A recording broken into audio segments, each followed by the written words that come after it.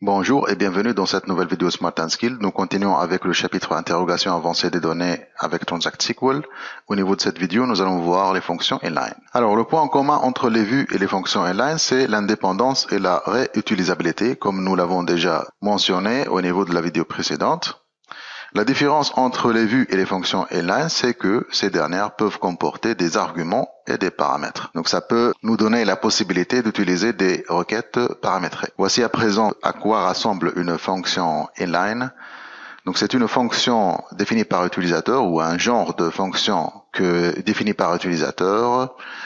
Là on remarque donc le paramètre. Il s'agit dans ce cas de title.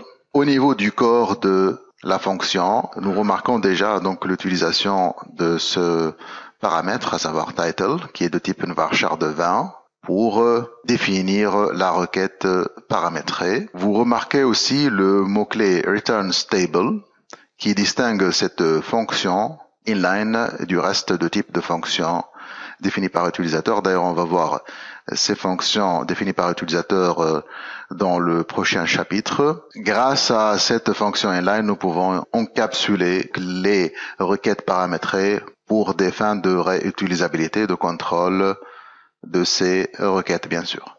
Alors, sans tarder, nous passons à Management Studio. Je vais vous montrer comment transformer une vue, donc simple, en une fonction inline. Là, donc, je vais effacer l'entête de la vue. Je vais la substituer par create function.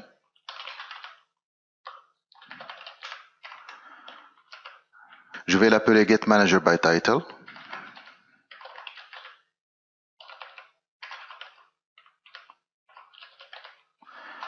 Ça va recevoir un paramètre title as un varchar de 20. Là, il y a une erreur, donc un varchar de 20, voilà. Et à ce niveau-là, je vais définir le filtre. Donc c'est title égale quoi? Égale à title.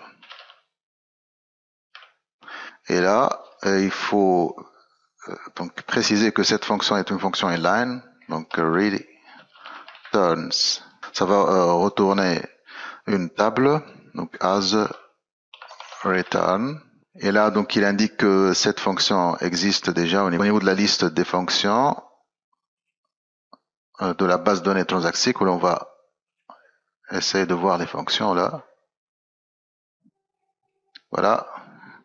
Je vais donc la supprimer tout simplement, juste pour vous montrer comment la créer. Donc, je vais vérifier la syntaxe et puis je vais créer encore une fois cette fonction. J'essaie donc d'appeler la fonction, mais tout d'abord je vais sélectionner les données à partir de HREmployee, juste pour prendre un exemple de titre et l'utiliser au niveau de la fonction. Donc je vais prendre à titre d'exemple dans Sales Manager. Donc select étoile from fn get manager by title et je passe l'argument en question, Sales Manager. Je vérifie la syntaxe, j'exécute et voilà. La fonction inline me retourne les instances relatives au titre ou au title Sales Manager.